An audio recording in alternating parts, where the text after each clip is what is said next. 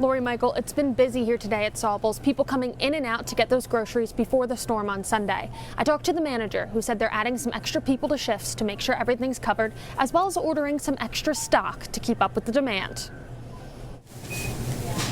We do our best to keep everything on the shelves, keep everything well stocked. The ringing up of items is a sound Saubles has been hearing nonstop for the past few days. Bread, milk, eggs, and canned goods adorn many shoppers' lists. I'm prepping for the big storm we're supposed to be getting, and thought I'd make sure we have enough.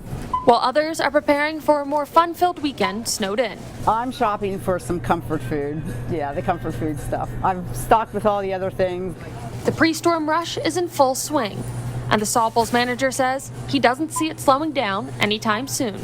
I anticipate tomorrow and Saturday being just as busy or busier. Alrighty, it's going to be 150, 133 then. Food actually isn't the only thing that's flying off the shelves here at Saubles. I'll tell you more about that on News 8 at 5. Live in York, I'm Marcy Walsh, WGAL News 8.